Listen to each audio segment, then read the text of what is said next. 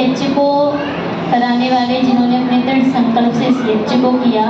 और हम सभी को यहाँ आमंत्रित किया, आदरणीय ज्ञान प्रकाश गुप्ता पिताजी एवं उनका समस्त श्रद्धालु परिवार, आर्य समाज के प्रधान जी, मंत्री जी,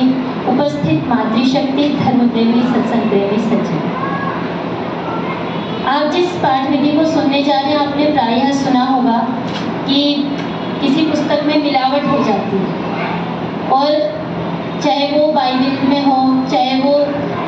जो भी इनकी सांप्रदायिक पुस्तक है, कुरान हो, आपने सुना होगा कि आयतों में मिलावट हो गई, संगठन किया गया कि इस आयत को हटाया जाए, हटा भी दिया जाता है। और आपने देखा कि वो अपनी पुस्तक के सामने क्या लिखते हैं, शरीफ-ए कुरान,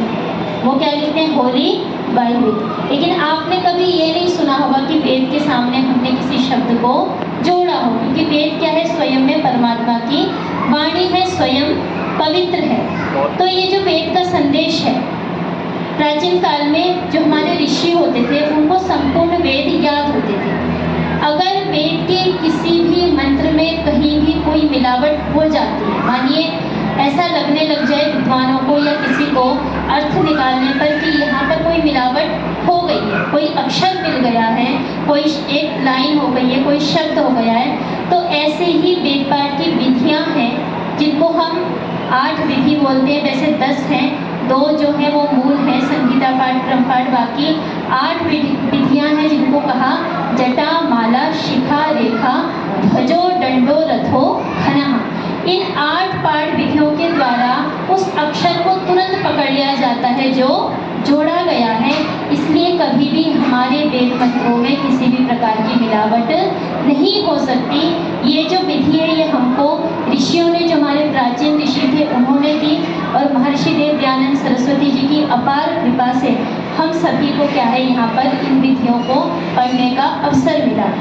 आपने बड़े बड़े भागवताचार्यों के मुख से और अभी अभी आपने सुना होगा कि हम मातृशक्ति उपस्थित हैं। आपको महर्षि देव दयानंद पर गौर करना चाहिए, उन पर गर्व करना चाहिए कि महर्षि देव दयानंद क्या है, हम सबके वकील हैं। क्योंकि जिस समय ये कह दिया गया, अबला जीवन है तुम्हारी यही कहानी, आंचल में है दूध आंखों में है पानी, ऐसे समय पे जब कवियों ने कह दिया कि ढोल गवार शूद्र पशु नारी ये सब ताड़न के अधिकारी, बड़े बड़े ऋषियों से पूछा नरक का द्वार क्या है, नरकस्य द्वारम किम नारी, स्त्री शूद्रम न ध्येयताम, स्त्री और शूद्र को वेद नहीं पढ़ना चाहिए। देखिए महर्षि देव दयानंद की अपार कृपा है। महर्षि देव दयानंद जी जिस समय गुरु विरजानंद, वो घटना आप सब जानते हैं, जिस समय वो गुरु विरजानंद जी की कुटिया में आए, उन्होंने गेट खटखटाया और गुरु विरजानंद जी ने द्वार खोला, पूछा कौन हो। याद रखिए उस दिन दयानंद के लिए जो द्वार खोला था वो द्वार सिर्फ दयानंद के लिए नहीं खुला था, अपितु भारत के भविष्य के द्वार को उन्होंने खोला था। और देखिए महर्षि देव दयानंद की ही कृपा है कि आज जो महिलाएं पढ़ नहीं सकती थी, घर के आंगन से, चूल्हे चौके से जिनको बाहर नहीं निकाला जा सकता था, ऋषि देव दयानंद जी की अपार कृपा से आज महिलाएं यज्ञ की ब्रह्मा बनती हैं, वेद पाठ करती हैं। और क्या है, आपने एक प्रवचन में सुना होगा, एक भाषण में हमारी पूर्व राष्ट्रपति आदरणीय प्रतिभा पाटिल जी ने कहा था कि अगर मैं इस राष्ट्रपति पद पर बैठी हूँ तो ये महर्षि देव दयानंद की कृपा है। आइए ऋषि देव दयानंद के उपकारों का स्मरण करते हुए और वेदों का संरक्षण करते हुए, क्योंकि ऋषि ने सबने कहा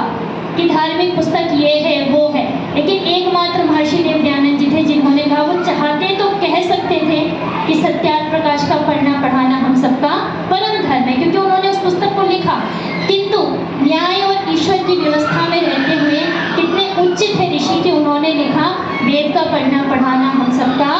परम धर्म है। उन्हीं वेद मंत्रों का जिनमें कभी भी मिलावट नहीं हो सकती, ऋषियों ने जो हमें विधि दी है जिनके द्वारा हम उस गलती को पकड़ लेते हैं, उसका एक छोटा सा नमूना सिर्फ एक,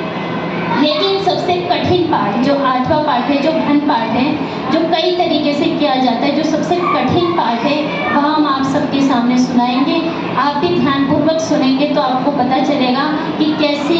विधियाँ हमारे ऋषियों ने हमें दी कि जिससे हम वेदों का संरक्षण कर सकें, उसका प्रचार प्रसार कर सकें। आइए आप सभी भी सीखे बैठ करके इन मंत्रों को सुनेंगे। ओम